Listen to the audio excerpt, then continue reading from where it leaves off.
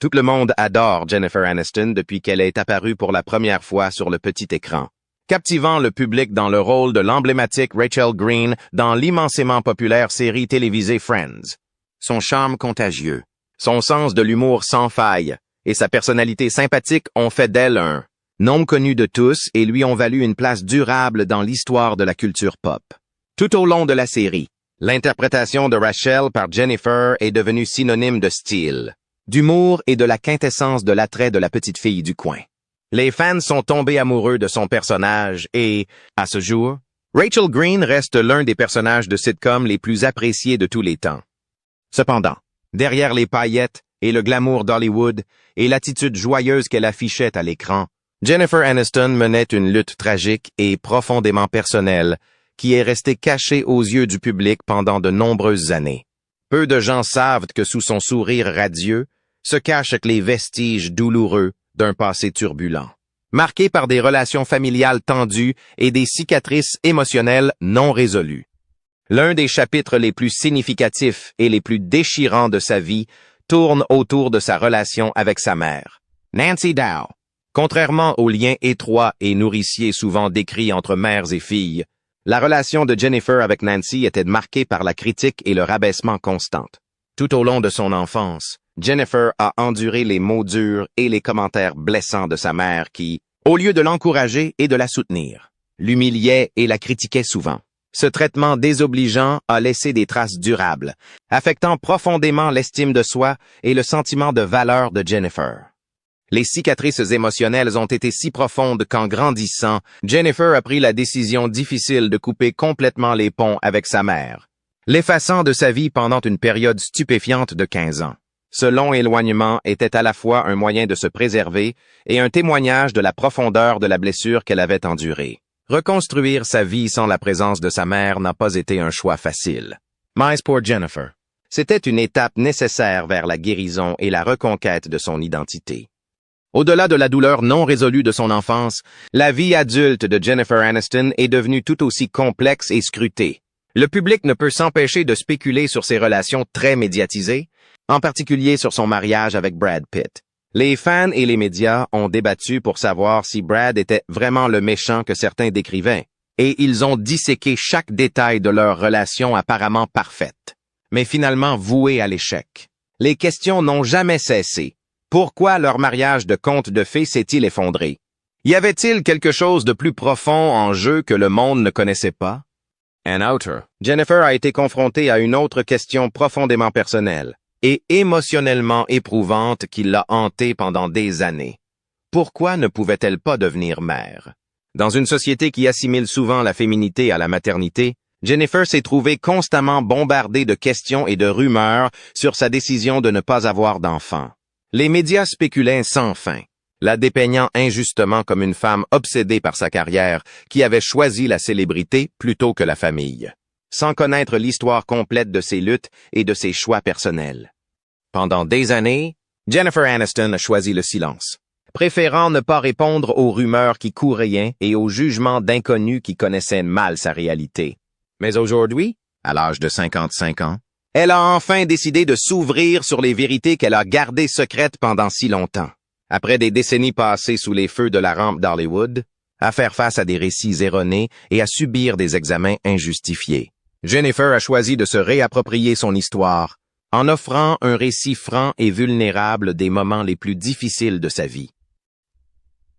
Née le 11 février 1969 à Sherman Oaks, Los Angeles, Jennifer a grandi dans un foyer tout sauf ordinaire. Son père, John Aniston, était un acteur grec surtout connu pour son rôle dans la série télévisée Des jours et des vies, tandis que sa mère, Nancy Dow, était une actrice américaine dont les origines remontaient à l'Italie, l'Angleterre, l'Irlande et l'Écosse, avec un soupçon d'ascendance grecque. Malgré leur implication commune dans l'industrie du divertissement, les parents de Jennifer ont eu une relation tendue qui a finalement abouti à un divorce alors que Jennifer n'avait que 9 ans. Son enfance a été marquée par les bouleversements et l'instabilité. Après que son père a obtenu un rôle dans une série télévisée populaire, la famille s'est installée à New York. Jennifer se sent d'abord à l'aise dans l'atmosphère vibrante de la ville, mais derrière les portes closes, Sa vie familiale restait chaotique. Ses parents se disputaient fréquemment et la jeune Jennifer intériorisait souvent le conflit, croyant à tort qu'elle était à blâmer. Pour faire face à cette tension, Jennifer s'est découverte une passion pour le spectacle. Lors des réunions de famille ou dans les moments de détresse, elle faisait le clown, imitait les autres et créait des sketchs ridicules pour faire baisser la tension, souhaitant ardemment faire rire les gens. Ces moments de légèreté étaient pour elle un refuge et ont déclenché chez elle une passion pour le théâtre qui durera toute sa vie. À l'âge de 6 ans, elle est inscrite dans une école Waldorf, où sa créativité est encouragée. Mais les troubles émotionnels à la maison restent un défi permanent. La séparation de ses parents a eu un effet dévastateur. L'absence soudaine de son père a accentué le sentiment d'abandon de Jennifer, et la relation fracturée avec sa mère est devenue encore plus tendue. Au cours de son adolescence et de sa vie de jeune adulte, les effets persistants des expériences vécues dans son enfance ont façonné la femme qu'elle allait devenir. L'histoire de Jennifer Aniston n'est pas seulement celle de la célébrité et du succès, mais aussi celle de la résilience et du dépassement de l'adversité. Alors qu'elle entame un nouveau chapitre de sa vie, elle se sent enfin prête à révéler la vérité brute et non filtrée qui se cache derrière les gros titres. Voici l'histoire inédite d'une star hollywoodienne qui, malgré tous les obstacles, a réussi à surmonter son passé douloureux pour devenir une icône du monde du spectacle. Nancy accorde beaucoup d'attention à l'apparence des gens. Et pour Jennifer, il est impossible d'obtenir une telle apparence. Elle se faisait souvent dire qu'elle devait commencer à prendre soin d'elle ou qu'elle devait se maquiller. Ce genre de critique peut s'avérer profond après plusieurs années, surtout si elle provient de vos amis ou de membres de votre famille. Jennifer comprend ce que sa mère veut dire. Travailler en tant que mère célibataire n'est jamais facile. Nancy devait constamment se battre pour joindre les deux bouts pour ses enfants. D'une certaine manière, Jennifer a dû accepter le fait que les mots durs qui ont été prononcés à propos de sa silhouette l'ont été par amour. Malheureusement, sa relation avec Nancy a continué à se détériorer au fil des ans. Elle a atteint son point de rupture en 1996, lorsque Nancy a participé à une émission de presse à scandale et a révélé au monde entier un certain nombre de choses qu'elle était censée savoir sur la vie privée de Jennifer. Cependant, l'événement le plus choquant a été lorsque Nancy a écrit un livre détaillant sa version de l'histoire, intitulé From Mother and Daughter to Friends, un mémoire de mère et fille à amis, un mémoire. Cette trahison a été particulièrement douloureuse et, en conséquence, Jennifer a refusé de parler à sa mère pendant 15 ans. De temps en temps, Jennifer se rendait chez son père à Los Angeles. Ce sont peut-être ses voyages dans l'Ouest et le fait d'avoir 2 parents acteurs qui ont mis le feu aux poudres et l'ont incité à tenter sa chance. Après avoir commencé à jouer à l'âge de 11 ans à l'école Waldorf, Jennifer a poursuivi ses études à la Fiorello Hatch, LaGuardia, High School of Music and Art and Performing Arts à Manhattan, où elle est devenue membre de la Drama Society et a suivi les cours d'Anthony Abbison. Jennifer Aniston a commencé sa carrière dans des productions off-Broadway telles que For Dear Life et Dancing on Checkers Grave. Elle a également dû payer ses factures par ses propres moyens et a dû occuper différents emplois à temps partiel. Elle a travaillé comme télévendeuse, serveuse et coursière à vélo. En 1988, elle a joué un petit rôle non crédité dans le film d'aventure de science-fiction Mac and Me, qui a été rejeté par la critique.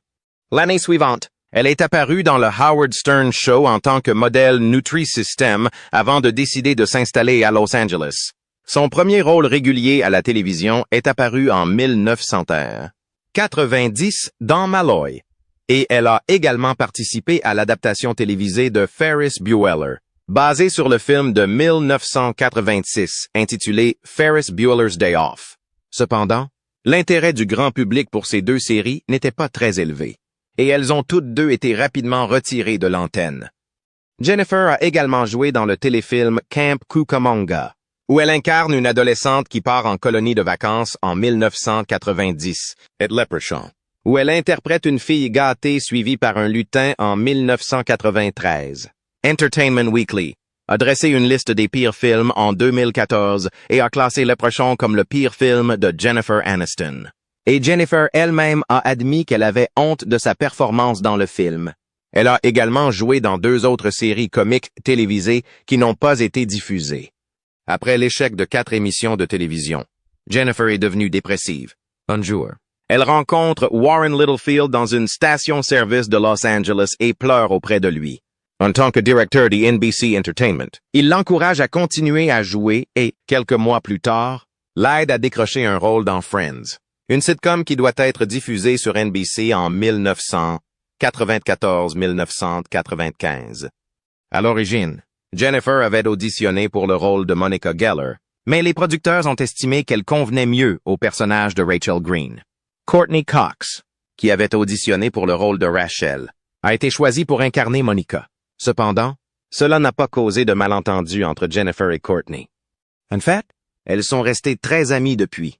Jennifer a également eu l'occasion de faire partie de la distribution de Saturday Night Live, mais elle a refusé l'offre, préférant Friends. Elle a continué à jouer le rôle de Rachel jusqu'à ce que la série soit annulée en 2004. L'émission est devenue extrêmement populaire et grâce à elle, Jennifer et les autres membres de l'émission sont devenus célèbres dans le monde entier. Son rôle a été particulièrement apprécié par le public et les critiques. Elle a été nominée pour 5 Primetime Emmy Awards, 2 pour le meilleur second rôle féminin et 3 pour le meilleur rôle féminin. Et elle a remporté le prix du meilleur rôle féminin. Elle a également été nommée à 2 reprises aux Golden Globe Awards, qu'elle a remporté en 2003 dans la catégorie Meilleure actrice dans une série télévisée, musicale ou comique. Le livre Guinness des records a également révélé que Jennifer et d'autres actrices de la distribution sont devenues les actrices de télévision les mieux payées de tous les temps en gagnant $1 million par épisode dans la dernière saison de Friends.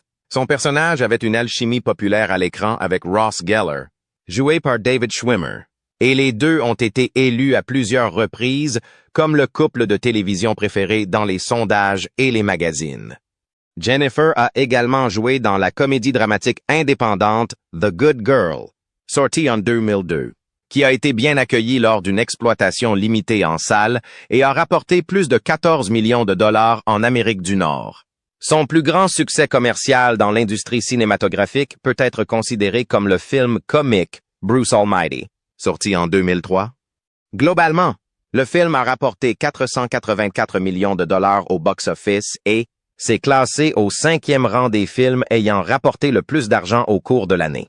En décembre 2018, Netflix a sorti la comédie musicale Dumplin' avec Aniston en tant que productrice exécutive et l'un des personnages principaux. Il s'agit de son premier projet avec un service de streaming.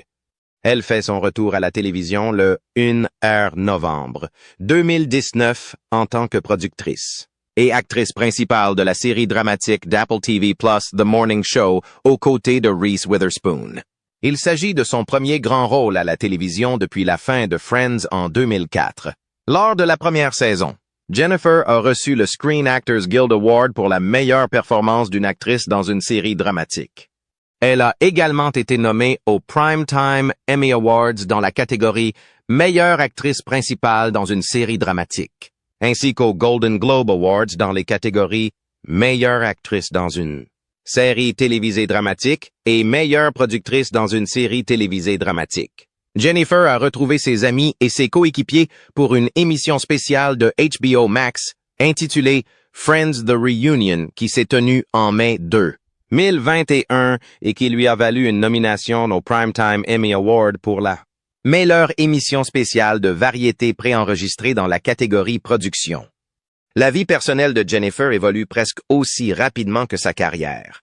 En 1998, ses agents l'ont mise en contact avec Brad Pitt lors d'un rendez-vous à l'aveugle. Cette rencontre a marqué le début de ce qui est devenu l'une des relations les plus médiatisées de l'époque. Jennifer et Brad ne s'étaient croisés qu'une seule fois avant ce rendez-vous à l'aveugle, au début des années 90. Mais cette fois-ci, les étincelles ont jailli. Ils n'ont pas perdu de temps car ils savaient ce qu'ils voulaient. Mais ils ont attendu 1 an avant d'officialiser leur relation. Ils ont fait leur première apparition en tant que couple aux Emmy Awards en septembre 1999. Quelques mois plus tard, ils ont été photographiés en train de s'amuser comme des fous lors d'un concert de Sting. Et c'est à ce moment-là que le monde a vu pour la première fois la bague de fiançailles au doigt de Jennifer. Dans toutes ses interviews, Brad ne t'arrête pas d'éloges sur Jennifer, affirmant qu'elle est la femme de ses rêves. Il était persuadé qu'ils étaient faits l'un pour l'autre et ils sont rapidement devenu l'un des couples les plus adulés et les plus remarquables d'Hollywood. Ils se sont mariés le 9 juillet 2000. En 2002, ils ont annoncé leur nouveau partenariat et ont créé Plan B Entertainment avec Brad Gray en tant que producteur. Après des vacances romantiques et exotiques aux Seychelles, le couple a regagné sa nouvelle maison luxueuse dans le quartier chic de Beverly Hills. En 2001, Brad est même apparu dans Friends dans un rôle léger, celui d'un garçon qui répugne à Rachel Green, en janvier 2005. Le choc de la saison est arrivé lorsque les fans du couple chéri d'Hollywood ont appris que Jen et Brad allaient divorcer. Beaucoup de fans se sont demandé ce qui avait bien pu se passer. De nombreuses personnes ont accusé Angelina Jolie d'être à l'origine de cette situation, ce qui n'est pas surprenant. Brad Pitt a rencontré Angelina Jolie pour la première fois sur le tournage d'un film intitulé Mr. et Mrs. Smith en 2004, dans lequel ils incarnaient un couple marié d'espions infiltrés pour des agences concurrentes. Ce n'est qu'en 2005 que leur liaison a été rendue publique, alors que Pitt et Aniston étaient déjà sur le point de demander le divorce. Ils sont devenus l'un des couples de célébrités les plus discutés dans le monde et les médias les ont baptisés Brangelina. Ils ont eu 6 enfants ensemble, dont 3 ont été adoptés dans d'autres pays. En 2005, face aux rumeurs de presse qui prétendaient que Jennifer était celle qui avait demandé le divorce parce qu'elle ne voulait pas avoir d'enfants et qu'elle ne voulait pas en avoir avec Pitt, elle a déclaré « Je n'ai jamais dit de ma vie que je ne voulais pas avoir d'enfants. J'en ai eu, j'en ai et j'en aurai. Je ne renoncerai jamais à cette expérience pour une carrière. » À propos de son divorce, Jennifer a déclaré qu'il lui avait permis de renouer avec sa mère Nancy, avec laquelle elle n'avait pas été en contact depuis plus de 10 ans. Brad et Jen ont essayé de dire à tout le monde qu'ils se séparaient en fait en tant qu'amis, remplis d'amour l'un pour l'autre. Mais cela n'a pas été facile, surtout lorsque les tabloïds ont publié des photos montrant Brad en train de passer du bon temps avec Angelina Jolie et son fils Maddox sur les plages du Kenya. L'année suivante, en 2006, les Brangelina ont annoncé qu'ils attendaient un enfant et Jennifer a déclaré qu'elle avait été très surprise. Son amie Andrea B. Wald a révélé combien il était difficile pour Jennifer de voir Brad sortir avec quelqu'un d'autre après elle et de le faire si ouvertement. Pour faire face à tout cela, elle a dû se tourner vers la thérapie, la pratique du yoga et le soutien de ses amis. Dans une interview, elle a déclaré qu'elle ne regrettait pas sa relation avec Pitt et qu'elle la considérait comme une relation très intense, belle et compliquée. C'est en 2008 que Jennifer a recommencé à sortir avec le musicien John Mayer. Mayer a décrit cette liaison comme étant plus qu'un simple engagement romantique fugace et sans conséquence. Il semblait avoir une véritable affection pour elle, mais elle ne s'est manifestement pas traduite par une loyauté réciproque. Il a trompé Jennifer alors qu'ils étaient en vacances au Mexique et elle n'en revenait pas lorsqu'elle l'a appris. John s'est excusé, mais Jennifer n'a pas voulu en rester là. L'année suivante, elle a fait une apparition dans la série télévisée Cougar Town, dans laquelle son amie Courtney Cox jouait le rôle principal. Elles sont restées incroyablement proches, même après la fin de la série populaire Friends. Jennifer est même devenue la marraine de Coco, la fille de Courtney. Elles ont eu leur part de mariage brisé et de carrière en dents de scie, mais leur amitié perdure. Jennifer est tombée à nouveau amoureuse, cette fois de Justin Theroux. Elle a commencé à fréquenter l'acteur, réalisateur et scénariste Justin Theroux en mai 2011. En janvier suivant, ils ont acheté une maison dans le quartier de Bel Air à Los Angeles pour environ 22 millions de dollars et ont commencé à vivre ensemble. Ils se sont mariés le 10 août 2015, mais se sont séparés plus tard en 2017. Malheureusement, Jennifer n'a pas d'enfant à ce jour. En juillet 2016, elle a écrit un article pour le HuffPost intitulé « For the Record », dans lequel elle accusait les médias de faire de son corps un sujet de discussion et de spéculer sur le fait qu'elle soit enceinte ou non. Elle a déclaré « L'objectivation et l'examen minutieux auquel nous soumettons les femmes sont ridicules et plutôt effrayants. » Jennifer Aniston n'a pas hésité à parler de ses efforts pour concevoir un enfant, affirmant qu'elle avait essayé dans la trentaine et la quarantaine. Dans une interview accordée à Allure en 2022, elle a révélé qu'elle avait essayé la fécondation in vitro et d'autres mesures telles que la prise de thé chinois pour tomber enceinte. Cependant, elle n'a pas eu la chance d'atteindre son objectif. Jennifer a déclaré qu'on aurait dû lui dire de congeler ses ovules lorsqu'elle était encore jeune et qu'elle regrettait de ne plus pouvoir avoir d'enfants biologiques. Elle a également dû parler des ragots des médias et des fausses histoires concernant son désir et sa capacité à avoir des enfants, ce qui l'a profondément affectée. Elle a déclaré que le public avait essayé de la dépeindre comme une femme de carrière qui ne veut pas d'enfants, ce qui a fait que le public s'est senti en droit de connaître les raisons de son divorce d'avec Brad Pitt et Justin Theroux. Cependant, aussi difficile que cela ait pu être, et malgré la controverse qui a entouré le sujet, Jennifer a insisté sur le fait qu'elle n'avait aucun regret et qu'elle se sentait soulagée de ne plus avoir à se préoccuper de sa capacité à tomber enceinte. Elle a déclaré que son parcours était plus axé sur ses luttes et qu'elle avait laissé ce chapitre de sa vie derrière elle. Si vous êtes un fan de cinéma et de télévision, il est impossible que vous ne connaissiez pas la valeur nette de Jennifer Aniston, qui est tout à fait stupéfiante. Et ce n'est pas du tout choquant quand on se souvient que Jennifer est une icône depuis plus de 25 ans grâce à la série Friends. Actrice de cinéma, productrice et porte-parole américaine. Elle a accumulé une fortune estimée à plus de 320 millions de dollars. À ce stade, quiconque suit l'actualité de la culture pop et du divertissement sait probablement que Jennifer Aniston est l'une des plus grandes actrices comiques d'Hollywood aujourd'hui. Elle continue de gagner plus de 20 millions de dollars par an grâce à ses activités d'actrice et à ses contrats de sponsoring. Elle est peut-être surtout connue pour sa prestation dans Friends, mais elle a réussi à se construire une carrière cinématographique crédible au cours des 2 dernières décennies. Aniston et ses homologues féminines des épisodes 2003 et 2004 de la série ont reçu $1 million par épisode et sont restées depuis lors les actrices de télévision les mieux payées de tous les temps. Au plus fort de leur succès, au début des années 2000, les acteurs de Friends sont parvenus à conclure un accord novateur qui allait avoir des retombées financières durables. En 2000, dans le cadre de négociations tendues et stratégiques, les 6 acteurs principaux se sont unis pour exiger des points de rétrocession de la part des studios Warner Bros. Studios. Cela signifiait qu'en plus de leurs salaires habituels, ils recevraient également une part des bénéfices de la série chaque fois qu'elle serait vendue en syndication. À l'époque, il s'agissait d'une démarche sans précédent pour les acteurs de télévision, car les points de retour étaient généralement réservés aux producteurs et aux créateurs plutôt qu'aux vedettes elles-mêmes. Avant que les acteurs de Friends ne concluent cet accord historique, seuls 2 autres acteurs de télévision avaient réussi à détenir des participations dans leurs émissions, Jerry Seinfeld avec Seinfeld et Bill Cosby avec The Cosby Show. La décision de réclamer des droits d'auteur s'est avérée brillante, puisque Friends a continué à générer des revenus massifs bien après la diffusion de son dernier épisode en 2004. La série s'est avérée être un phénomène culturel, se classant régulièrement parmi les sitcoms les plus regardés et les plus aimés dans le monde entier, grâce aux redevances de syndication, aux droits de diffusion en continu et à divers accords de licence. Friends rapporte plus d'1 milliard de dollars chaque année. Des services de diffusion en continu comme Netflix et HBO Max ont payé des centaines de millions de dollars pour obtenir les droits de la série, dont la popularité durable continue d'attirer de nouveaux publics et de fidéliser les fans inconditionnels.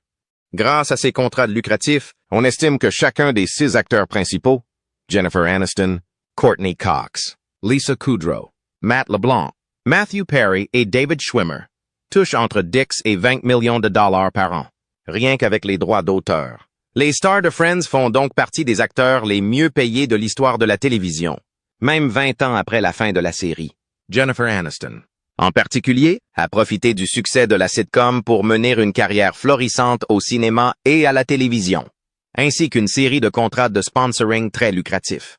Ces dernières années, Jennifer Aniston a relevé de nouveaux défis professionnels, notamment son rôle célèbre dans la série The Morning Show sur Apple TV+.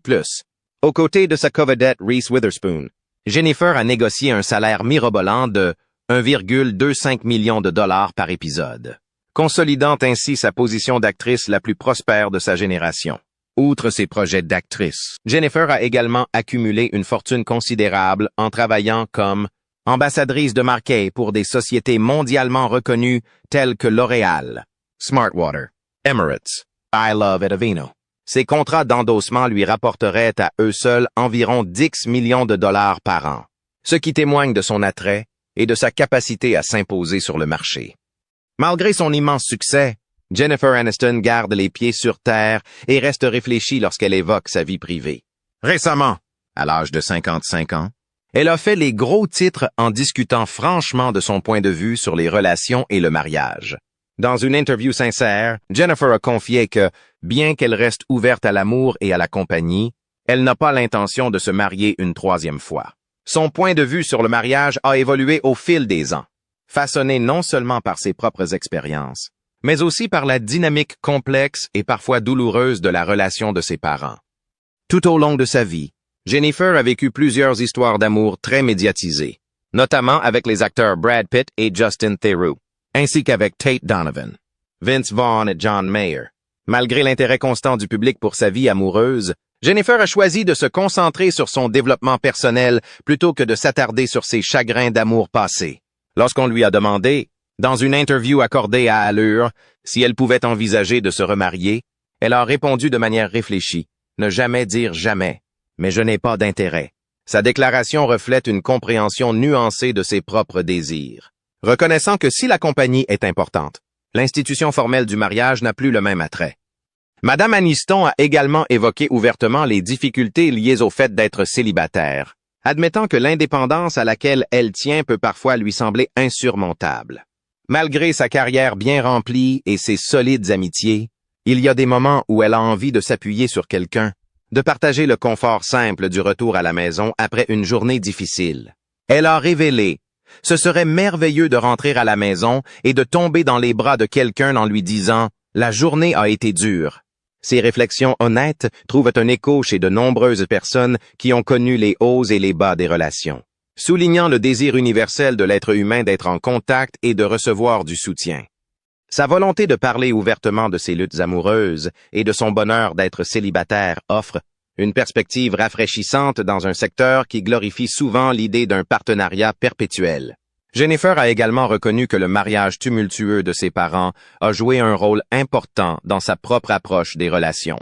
Le fait d'avoir grandi au milieu des disputes et de l'instabilité l'a rendue prudente et l'a empêchée de compromettre ses besoins et ses aspirations dans le seul but de maintenir un partenariat romantique. Cette prudence, bien que protectrice, l'a également empêchée de trouver un équilibre entre indépendance et vulnérabilité.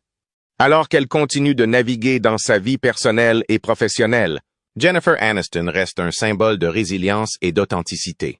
Sa volonté de partager ses triomphes et ses tribulations révèle une personne aux multiples facettes qui refuse d'être définie uniquement par son statut de célébrité.